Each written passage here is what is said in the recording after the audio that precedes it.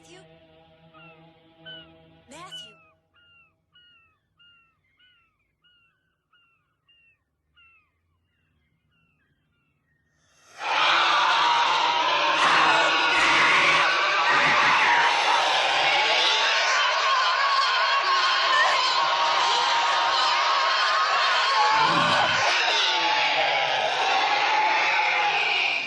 Are you there?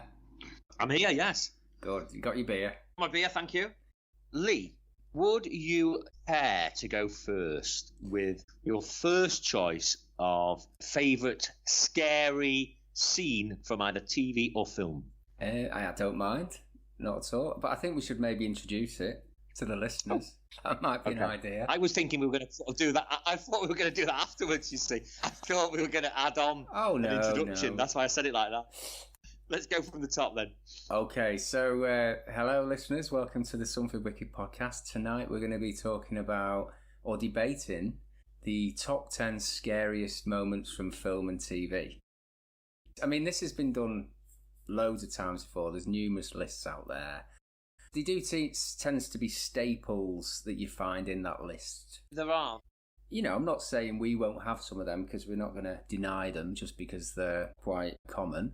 Our list is slightly different to quite a few others because it's a kind of mashup of film and television, and it's scariest scenes or scariest moments. It's not necessarily about the scariest film, scariest moments, things that stay with you. Yeah. So I think that's the key. As a list, it's a little bit more diverse. I mean, there's loads of like jump scares that are very effective, absolutely, and very good, but I don't necessarily think some of them stay with you. I've picked my list really about how disturbed I felt watching the scene or thinking about it later. Or absolutely. So we've each got our short list. We don't know what each of us have put, and we hope to whittle it down to about 10, though not necessarily in order. Maybe we should cross that bridge when we find it. We might have a little bit of an argument as to a kind of listing of the top 10, but who knows?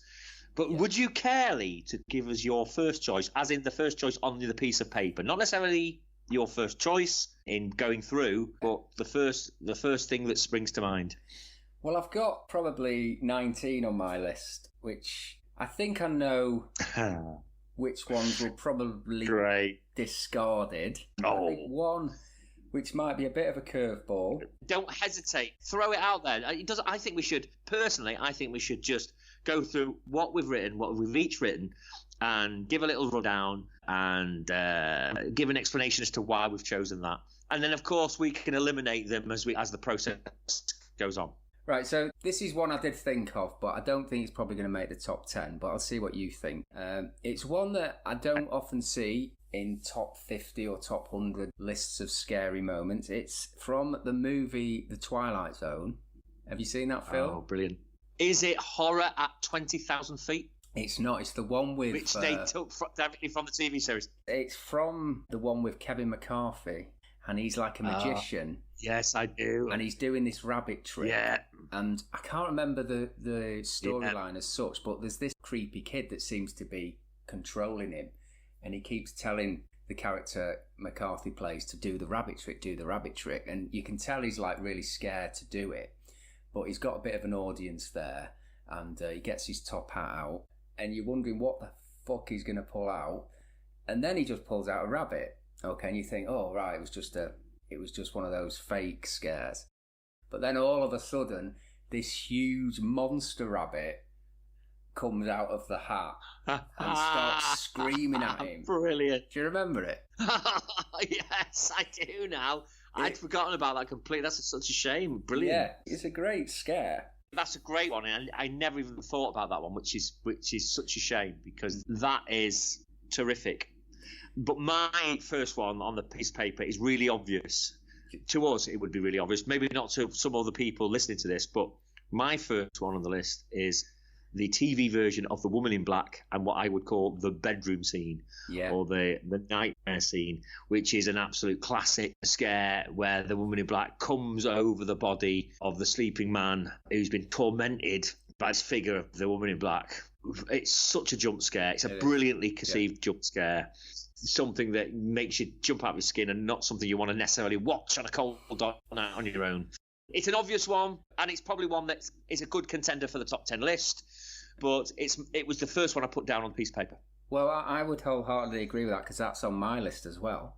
For now, then, Lee, a tick against that, since we've both agreed on that. And now we might change our minds in a bit, but that is a tick. I think maybe the top 10, it has to be ones we agree on first and foremost, doesn't it?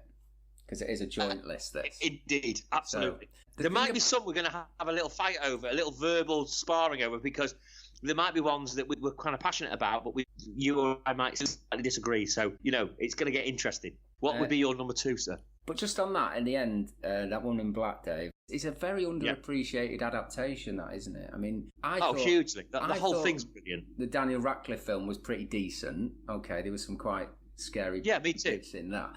But I think the adaptation is far superior. A lot of people haven't seen it because it's never shown on TV.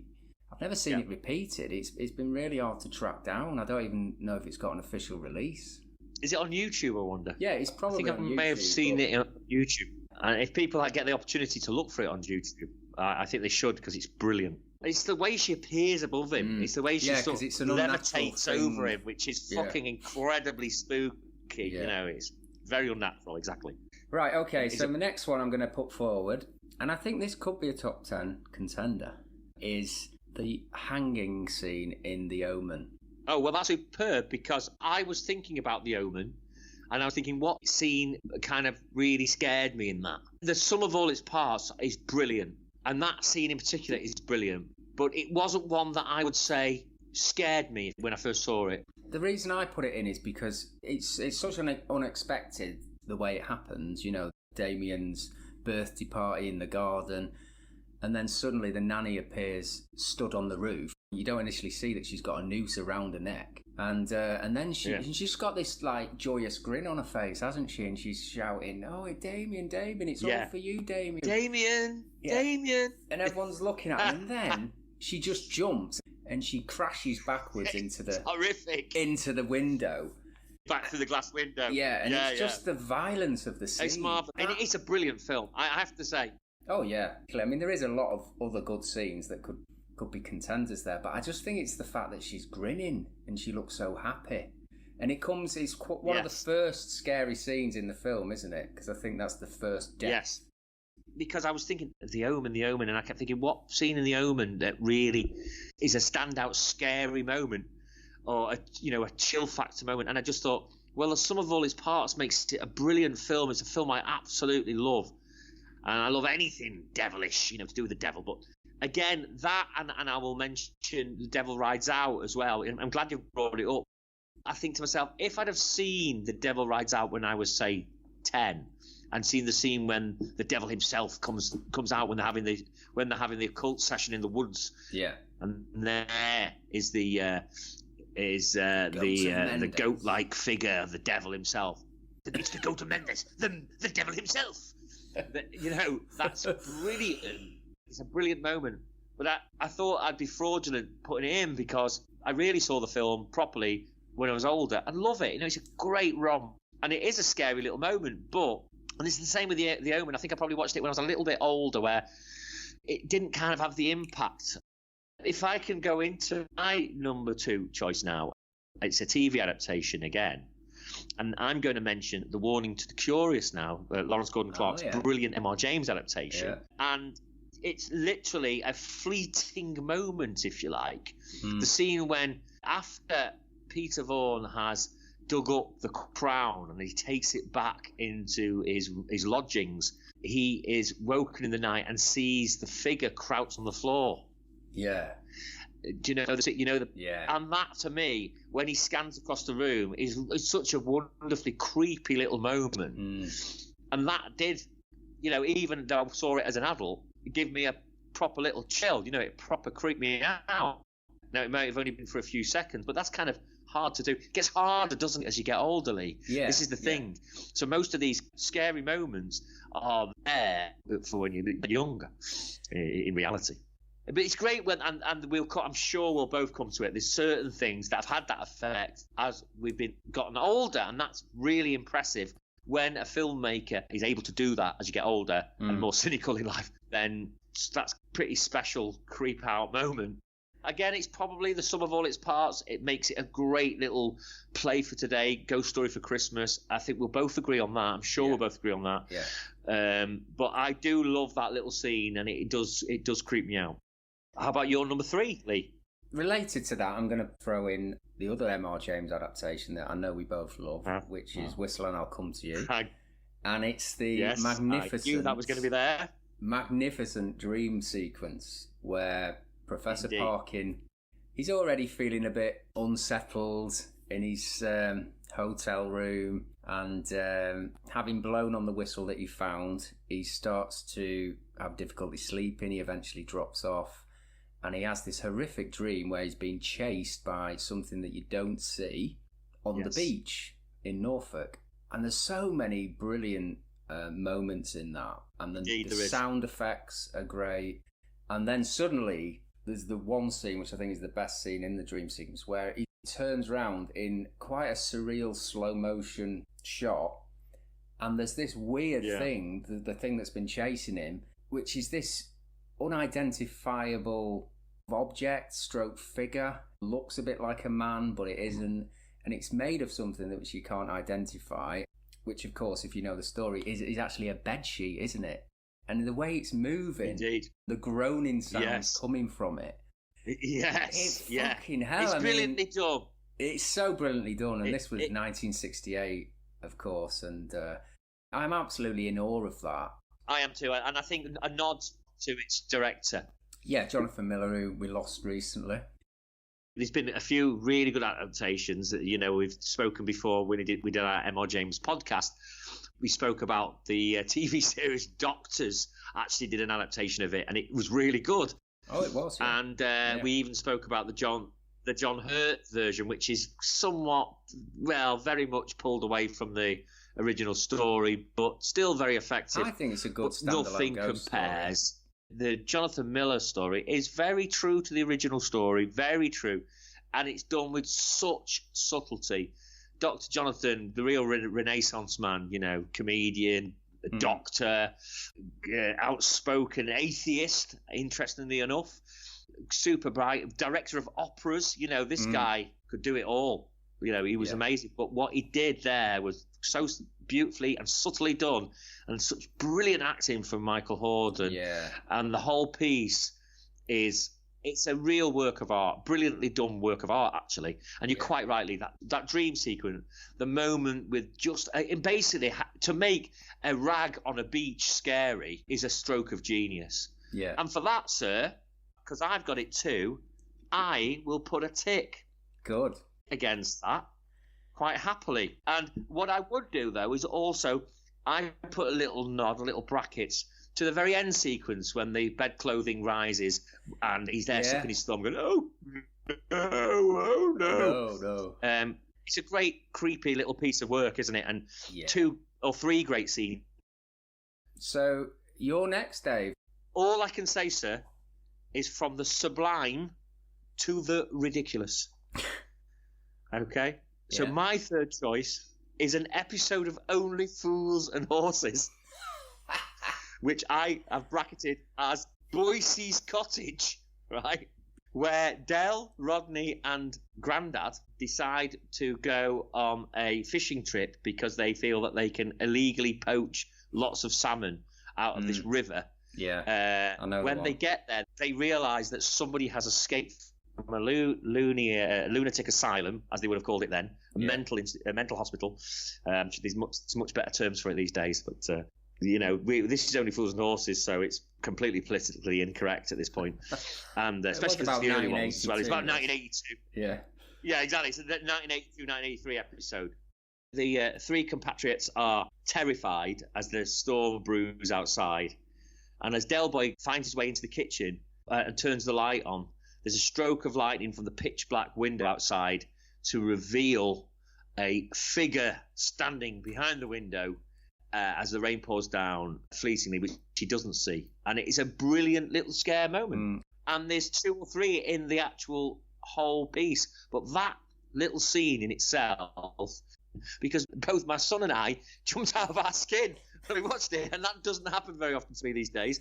And he thought it was brilliant. went, oh my God, because it was genuinely quite frightening. Yeah. And for that reason, I thought it deserves a bloody mention. Well done, John Sullivan. And there's another moment as well that happens to Rodney, which is pretty scary and hilarious at the same time.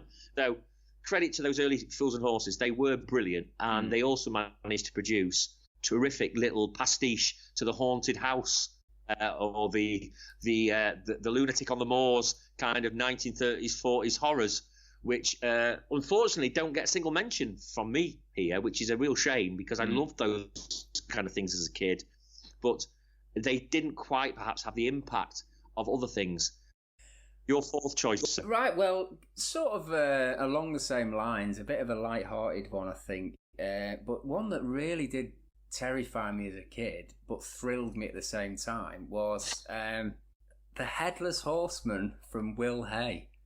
Oh, brilliant! You go. That's got to be the oldest film as well. Yeah, definitely the oldest in the list, isn't it? But I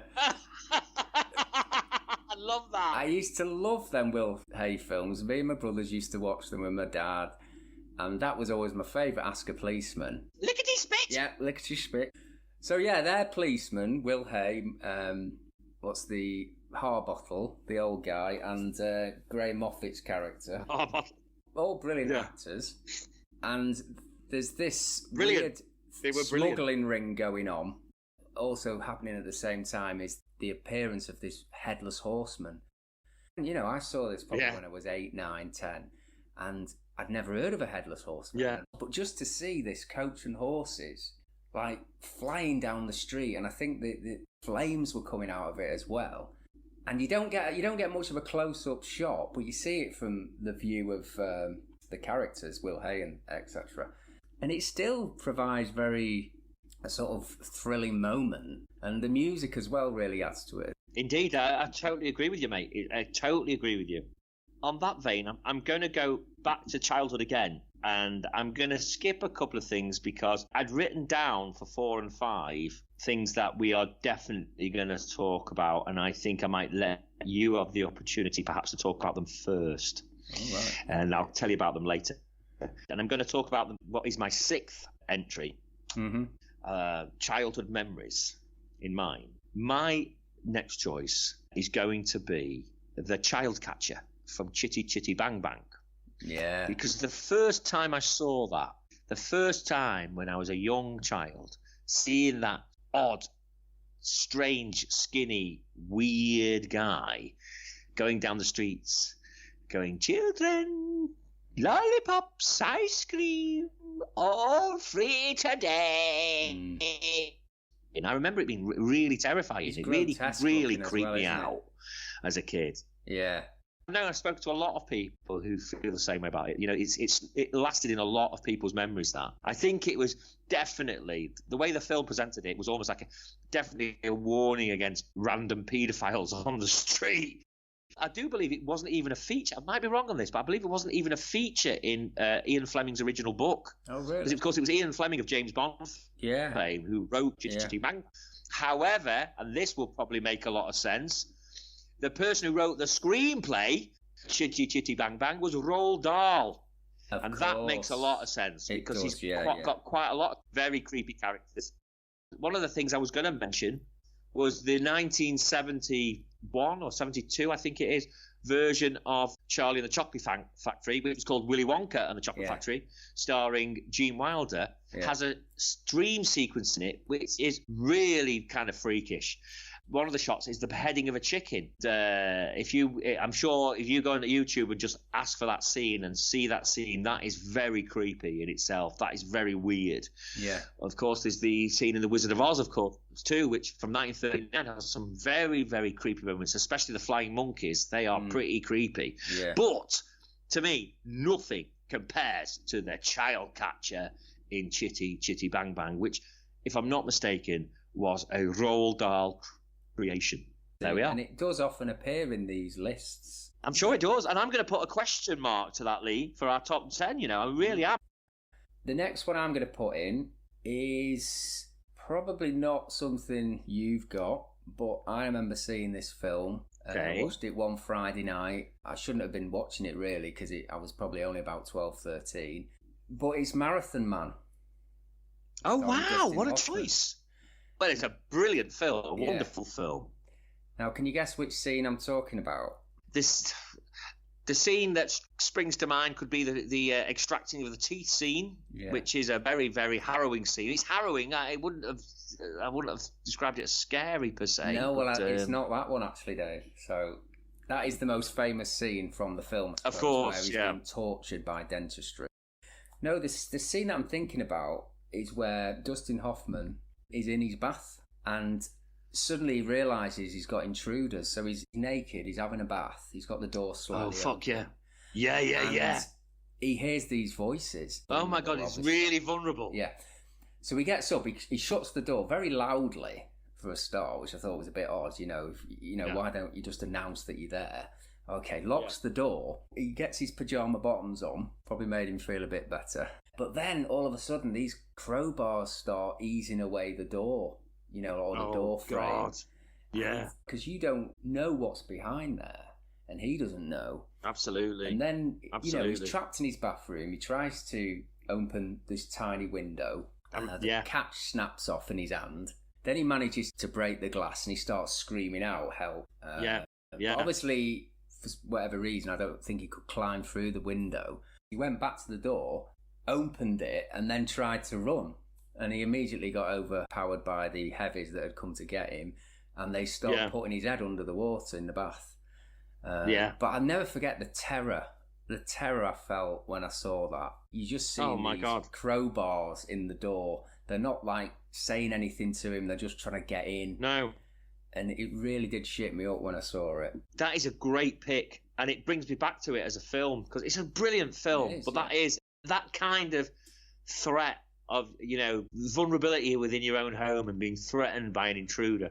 I suppose in a strange way that kind of relates to that Only Fools and Horses thing we're talking about. Yeah. But there's been many, many films, and I've not picked one that has that kind of threat factor in it. And I'm sure if we sat back and thought about it, there'd be other ones that we could think of. But that is actually particularly well done by a great filmmaker. I think John Schlesinger was the director of. It was a real popular film in our house. We had it on VHS. Watched it many times. It's a brilliant story. And me and my brothers used to go around quoting William Devane in that film because William Devane's one of the heavies in it who runs away from him, and there's a line where he's running after him and goes, "Get the fucking car!" Yeah.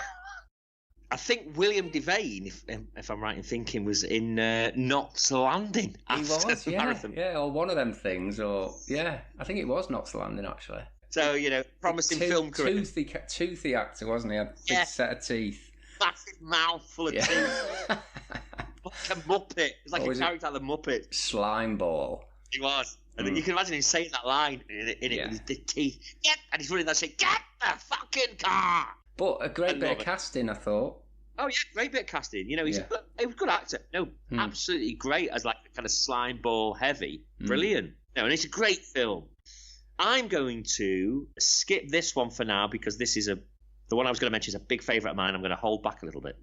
The next one that had a big impact on me when I first saw this film is a scene from The Entity. Oh, yeah. With Barbara Hershey. Do you remember seeing it? I have seen that. Have you? Yeah.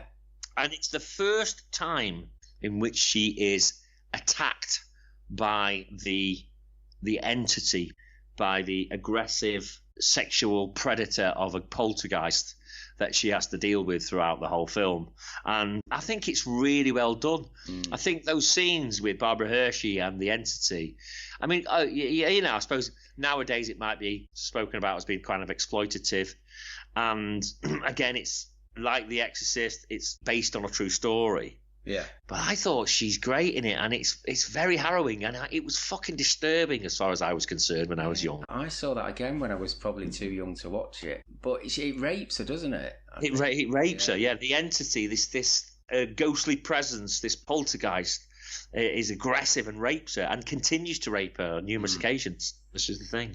But it's the first scene in particular that's really, really disturbing because you're kind of anticipating it as well. That anticipation into a scare is another thing which makes the scare even more valuable, I suppose, for the viewer, if you like. Yeah. Valuable's the right word, but you know what I mean. Effective. That lasts the memory. It's effective, exactly. It has the lasting effect. I found the film in general, I thought the end was a little bit overstated and overplayed, as quite often happens, especially in modern films. And again, that idea of an unknown entity taking control of you is something that I found, especially growing up, really, really troublesome. That's why The Exorcist had a lasting effect with me as well. Yeah. No, I agree. That I'll is leave a great that. scene. I mean, I didn't think of that one. I've not seen the film probably since I was a kid. I revisited it about 10, 12 years ago, and I thought it still really packed a punch. I thought it still really had an impact, But when you watch it when you're sort of 15 or something, where you feel like you're kind of vulnerable to changes in your life, it freaks you out a bit, really, watching something like that. Now, this again is something that is often appears on top 10 lists, and there's often different scenes from the film that are cited as being one of the scariest moments, but I'd say this one is probably the most common one, and it is the Texas Chainsaw Massacre. Oh wow, great choice. Yeah, I was debating between two scenes, and the first one is Leatherface's first appearance. His first appearance, where I don't think you've seen him, I could be wrong, but I think the first time you see Leatherface is when that couple go to the house and the guy starts knocking on the door. The girl's getting a bit funny because I think he finds a tooth and gives it to her, which pisses her off. So he goes into this house. Then all of a sudden Leatherface just comes out and belts him with his massive hammer, and he falls to the floor. Oh God, yeah. And he starts twitching, this, that and the other, and Leatherface just picks him up. Okay, so there's that scene, but then there's the scene that just follows on for it, which is just this fucking horrible scene where the girl goes into the house looking for a boyfriend, and again he appears out the blue, and I think it's the sound he makes is just horrible as well as he starts chasing her. He gets her, grabs her at the door, pulls her inside, she's fighting for her life. He picks her up, takes her into the back room, and then in the foreground you see these meat hooks, and they're quite high up, so you're not thinking they're going to be part of the scene necessarily, but Leatherface just picks the girl up and sits her right on this meat hook. On the meat hook, and her reaction is brilliant. I mean, in terms of acting, it's brilliant, but she's sat there and she's squirming, and Leatherface starts the chainsaw up. Oh my God, I mean, that scene when I first saw it, it freaked me out, because at that time, I mean, cinema was getting more scary and stuff, and it was getting a bit more shocking. But I think up until that point, there'd never been anything in a film that, well, obviously The Exorcist a year before, what I'm talking about, but you know what I mean? It was a really brutal scene. It was a really absolutely exactly. That's the difference. Psychopathic violence. I agree with that.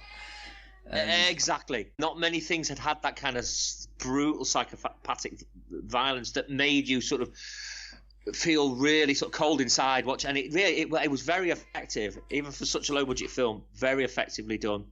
You can't really take it all in, can you? It's like being under attack. Without doubt. That is particularly, I think, Texas Chainsaw Massacre, the original one, is a particularly good low budget exploitation horror flick, particularly well done, particularly dark, and the lack of empathy, the sociopathy in it is brilliantly delivered, really, and that's what's scary about it. I think that's it. It's the fact that comes across in the film, the sort of the lack of concern about killing somebody in such a brutal way, treating people like a slab of meat in the butchers, and that's the idea behind it, isn't it? Really, I think that's a great choice. I'm going to go in a slightly different path now. I'm going to jump into one of my big choices, what I consider my big choices, and that is Don't Look Now. So I knew it's this the would end be in there. scene. I've got it though, Dave, but take us through it.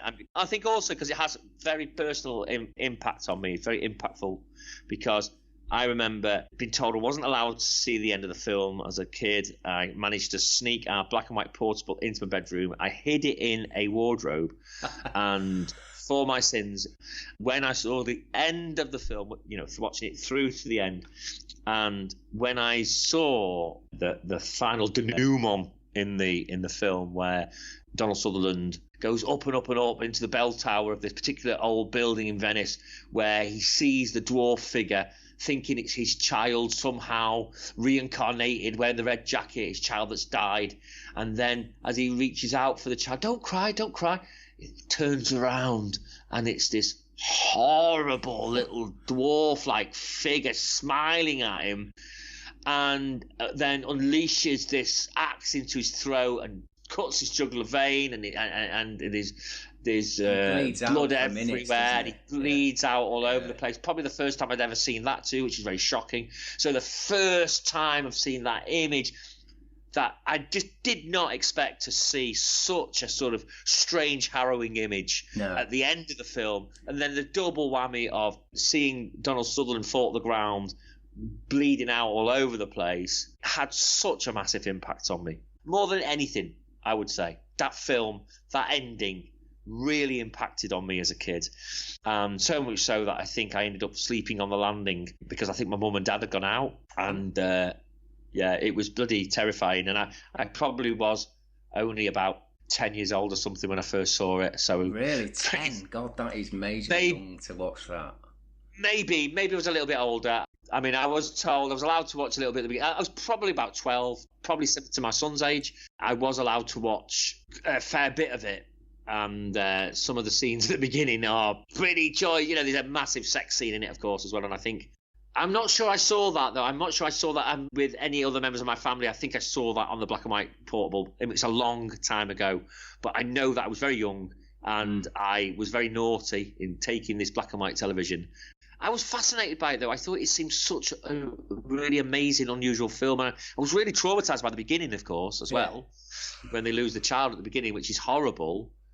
But the ending, wow, it's an amazing film. It really is and it's an amazingly sad film as well. Yeah, to my embarrassment, I'm not that familiar with it. I'm sure I've seen it, but I think I've possibly seen it after I've seen the ending, if you know what I mean. I think the ending might have been something I came across. It might have been on a clip show or something. Yeah, so it slightly spoiled it for me, but I can't. I mean, you tell me, is the dwarf woman at the end, does she feature in the film at any other point at all? Fleeting moments, because the basic storyline is when they go to Venice to sort of patch up things in there, to try and sort of save their marriage in a way, to get away from what happened to their daughter, because at the beginning the daughter drowns, which is really, really sad. I remember that. And they have a son as well. They send him off to boarding school, which is... That seems like fucking crazy, but they are. Anyway, you know what I mean? You lose one kid and you send the other one off to boarding school while you fuck off to Venice. But anyway, that's another story. Let's not forget, it was written by Daphne du Maurier as well. So she was pretty much from the Blue Blood set, which on the whole get on my tits. But she was a great writer.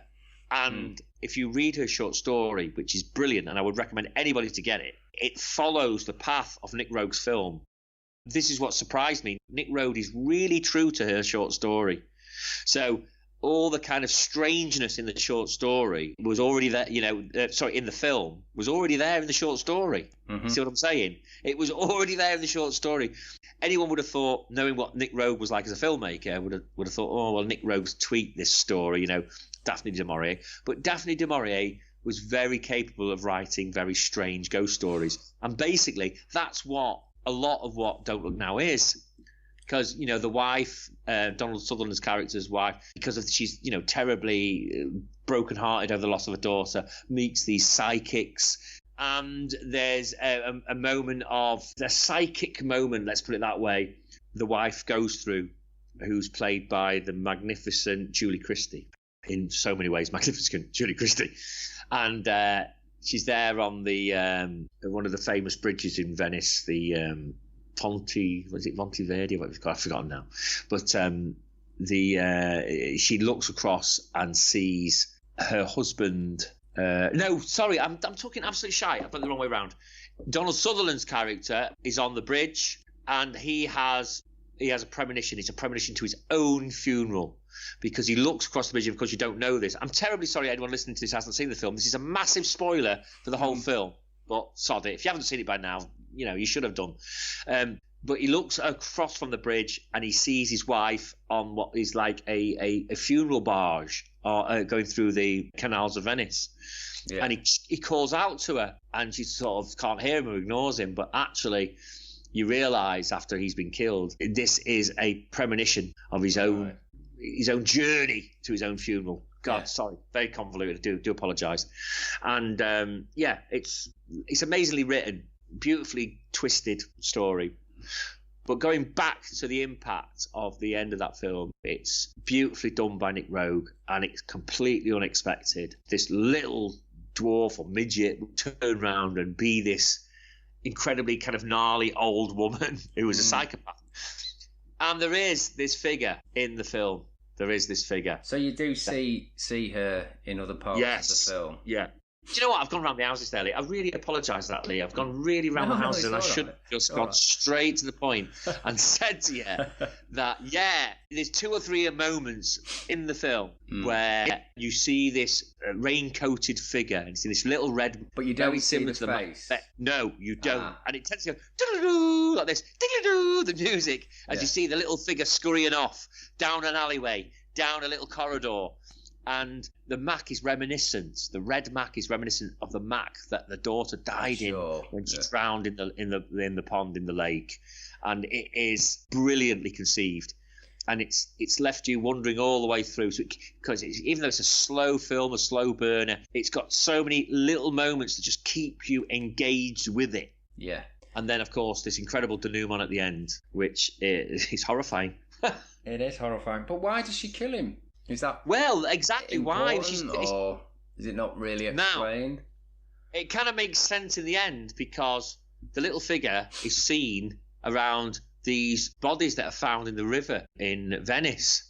So what's happened is there's been these killings, this spate of killings in Venice, which is a kind of very small subplot in the story.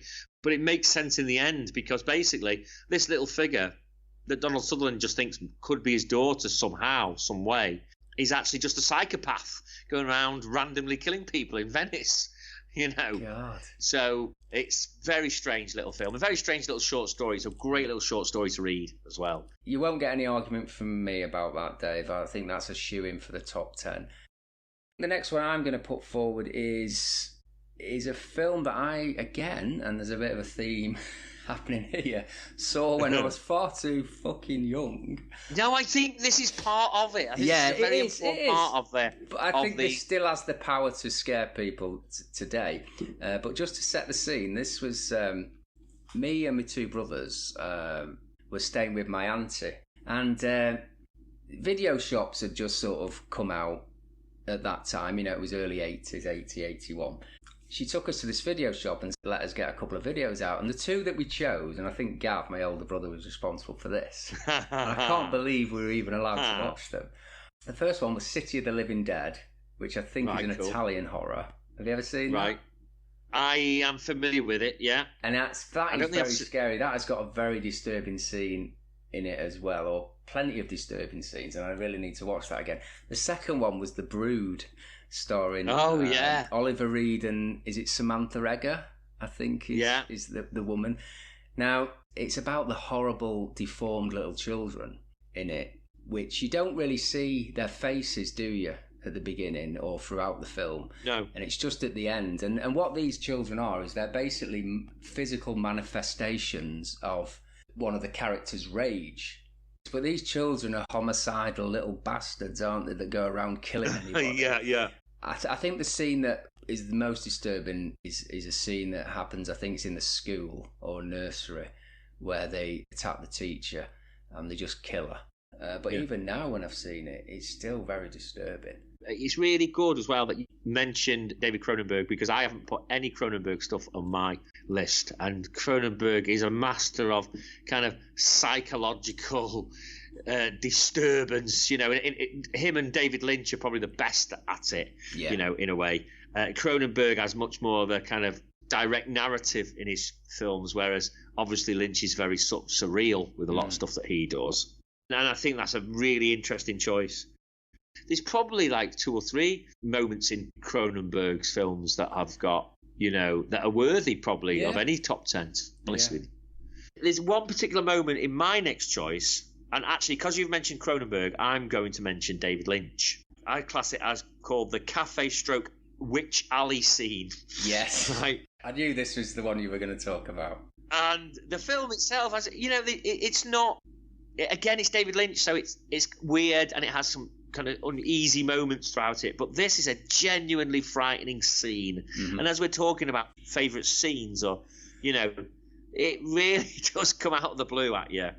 And when the man leaves with his friend, leaves the cafe, and the guy's leading the guy out for whatever reason. What he does is he's describing to his friend, they're sat in this diner, and he's describing to his friend this dream that he keeps having.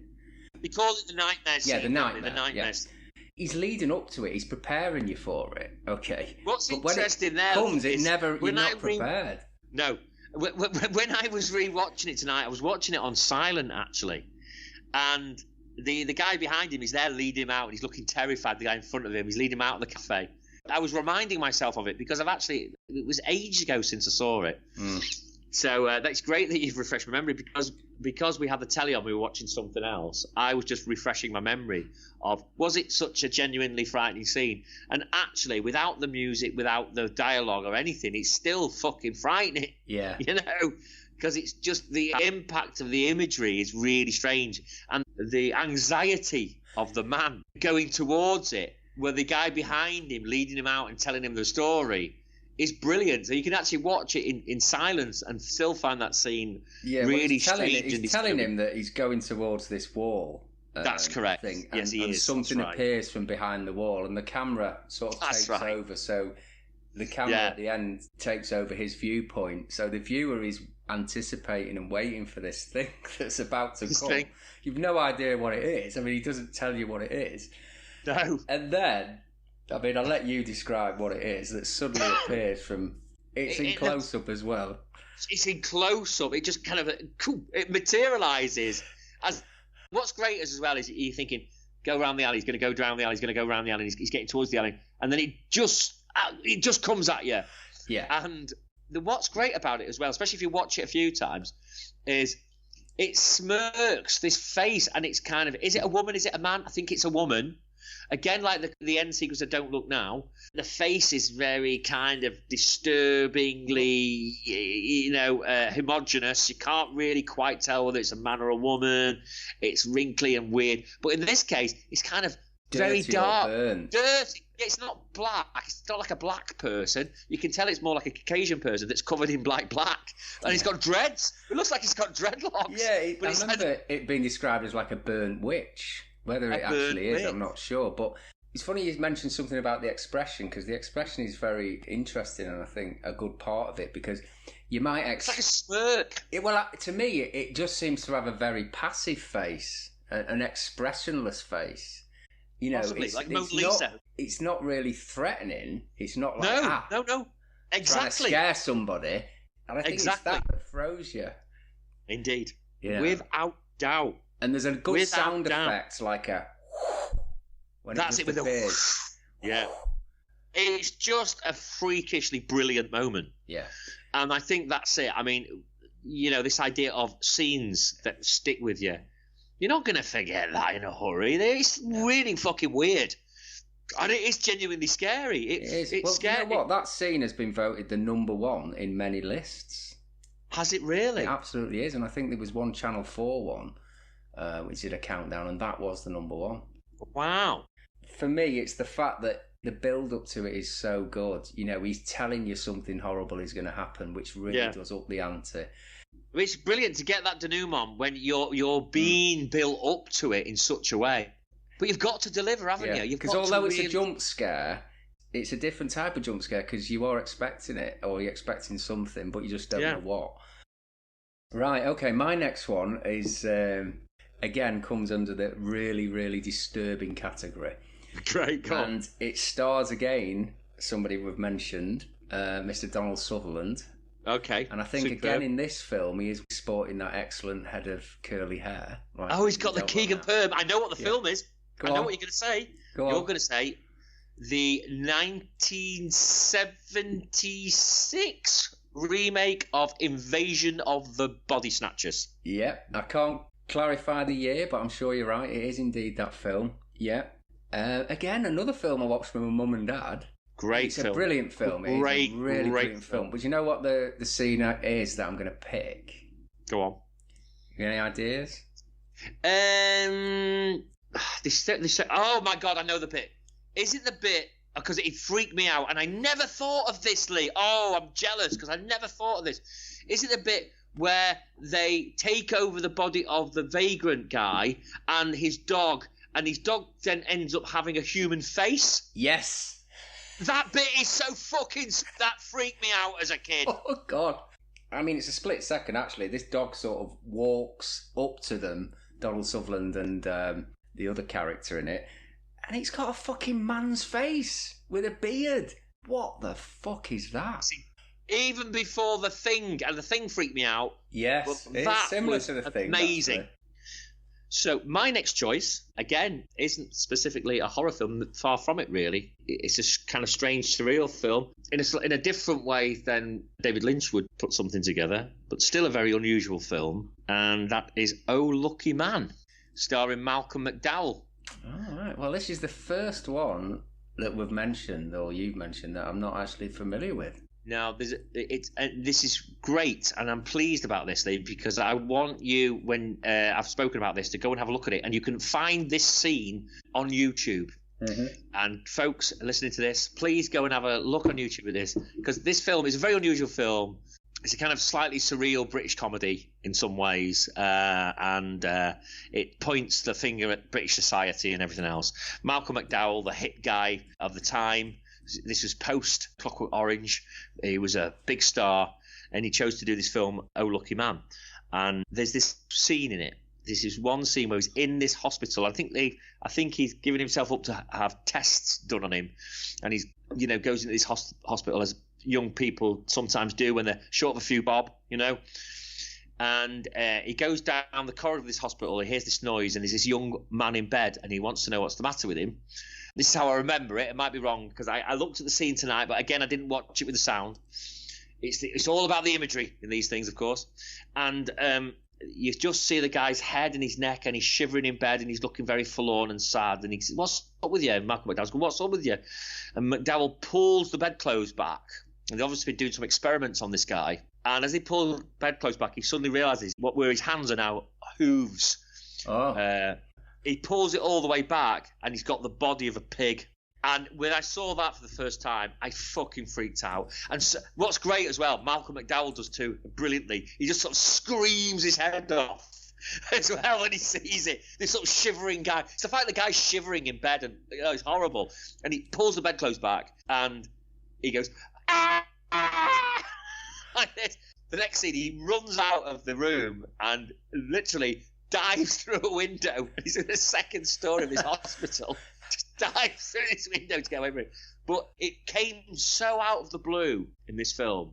Yeah. It was so different from everything else that was taking place within this film that it really lasted and was really shocking to me at the time. So that, for me, is... Well, when you were talking, Dave, I was putting it in YouTube, and it came up automatically as pig scene. Yes. So yeah. I'm watching it now. Yeah. I was just screaming, "Oh my God, yeah." Jesus Christ. He's running down the corridor, he's out the window. Bang, yeah. Wow, what a somersault that was. That is brilliant. That is brilliant, isn't it? Yeah, that is so odd. That's really horrible. That's what I'm talking about, about some of these scenes. It's the seeing of the unnatural. Absolutely. And these scenes can be just like that, fleeting scenes, 40 or 50 seconds long, but they have an indelible impact on you. Mm. And this is what's amazing about it. And I think this is what I'm sort of looking to extract from this list. And I think obviously you are too, mate, that it's always that moment that, like you say, the great thing with Mulholland Drive, it has that build-up where the actual impact is as good as the build-up, which is amazing, if not better. Mm. But in this scene, you're just not expecting it to happen at all. And the guy's shivering in bed, and then he pulls it back, and it's a pig. Oh my God, it's fucking weird, man. Oh my God, it's a hairy pig as well. It's a hairy sheep pig. What is it? A pig? Is it a sheep? It's horrible. Whatever it is, it's really fucking horrible. Just watching it again, he knocks that nurse flying when he runs down the corridor. There's some good stunt work in this film. Really, it's so brilliant. It's so weird. Oh, that's brilliant. Oh, thanks, man. Thank you.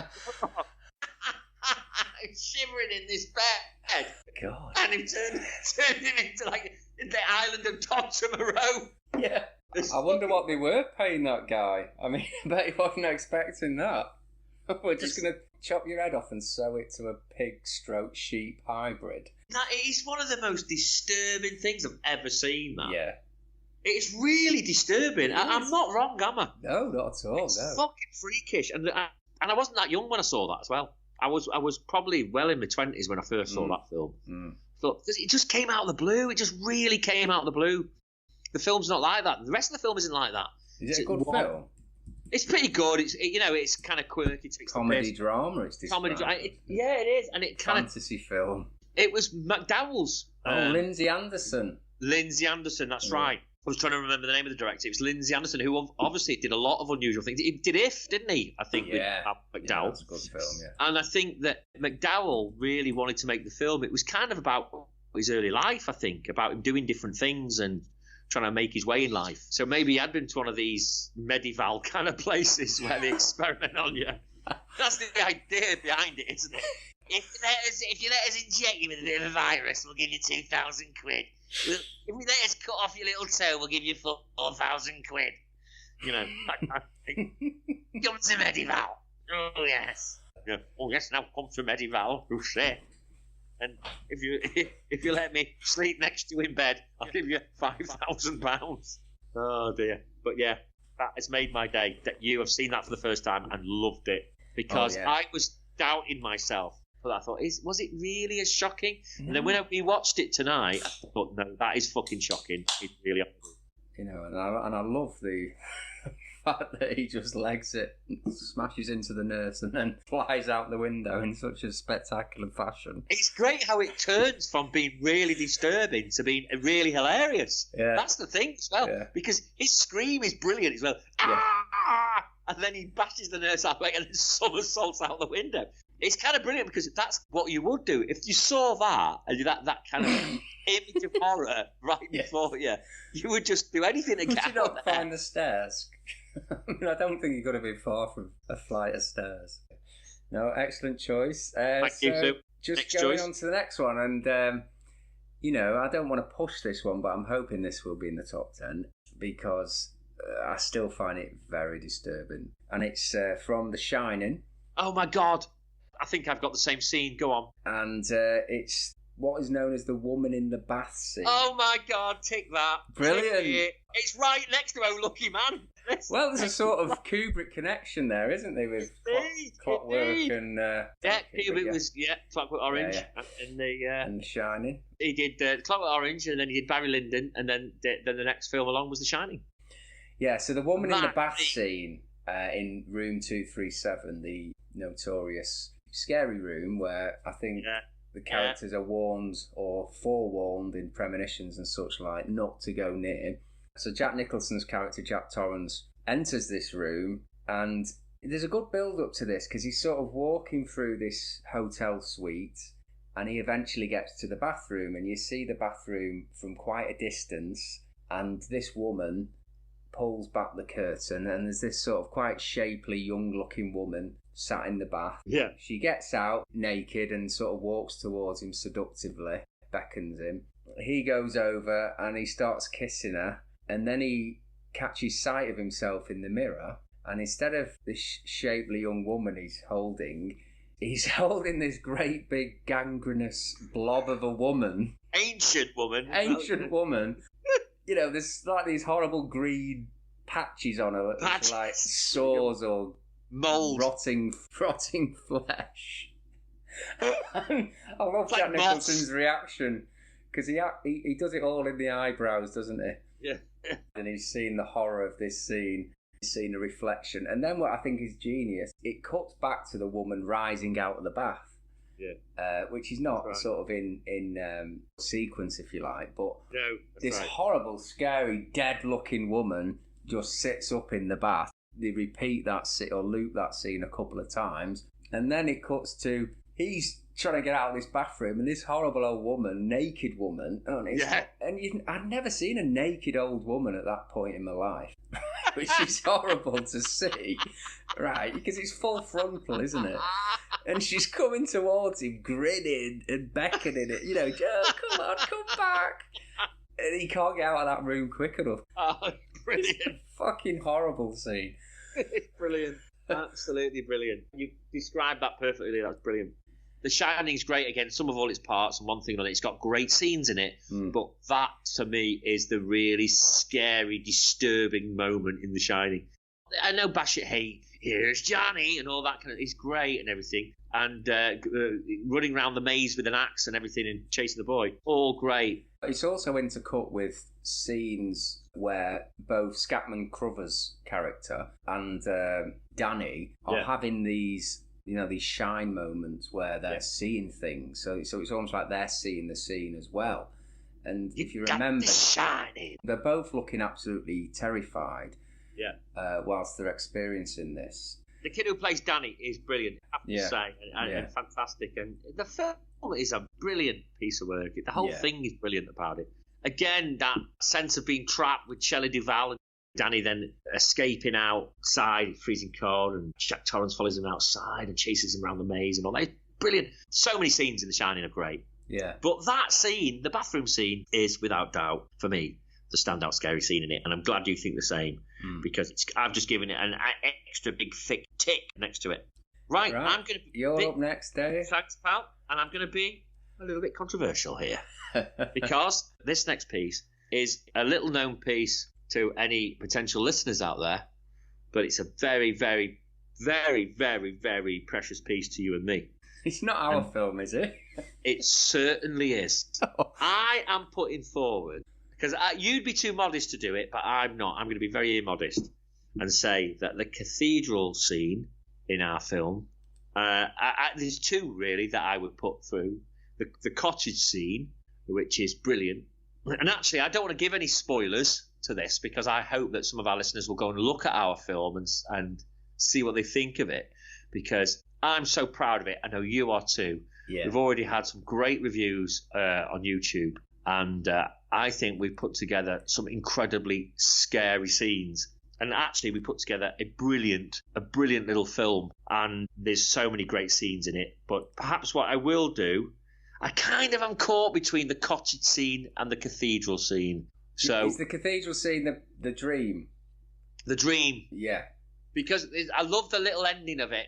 The ending is particularly good. And a bit slightly subliminal with the eye. We've had a lot of nice comments about that. We have that scene, actually. And I think, we have to be honest, I have to be honest, is that I was massively influenced by The Whistle, and I'll come to the dream but sequence. I was. You know that. You know I was. Because we were so into that film, and that's I think partly why we shot the film in black and white as a sort of homage to Jonathan Miller's brilliant film. But we did work hard, and I remember we did being almost obsessed with trying to create the scary scenes, because we really did.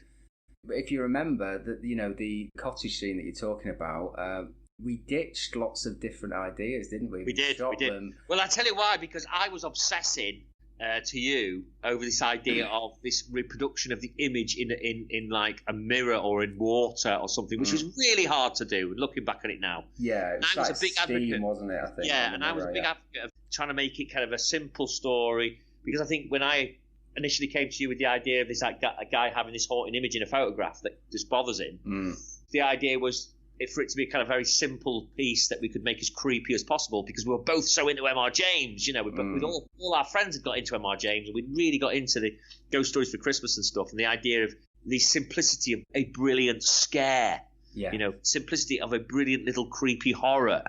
In that cottage scene particularly, there's more than one scary scene. You think you've seen the scary scene, and then another thing happens. And... Yeah. Do you know what, Lee? I'm going to say, because I wanted to throw the cathedral scene in there because I'm so proud of it. I'd say both are as good as each other for different reasons. The cottage scene. Yeah. So I'm going to put forward both of them. Our natural sense of modesty will probably not allow us to take them forward into the top 10 list. I think there was good as scares in what we achieved as there is in almost anything, really. We've got to judge those scenes on what other people, strangers, have made of them. Absolutely. I think we have been backed up in our belief that those are scary scenes. I can honestly say this, listeners, if you get a chance, see the film. It's there on YouTube. And read the reviews and let us know what you think of it, because we have had... It was a labour of love, wasn't it? It was a labour of love. It's brilliant now to be rewarded with these comments because people have loved it. Yeah, one or two dickheads will say something negative, but the majority of the things that are said on it are so positive, and it's amazing the people that understand the idea of a slow-burning ghost story with this marvellous, scary moment here and there. The people that understand that absolutely love what we've done, and I don't think that's exaggerating to say that, is it, Lee? Because they really have. No.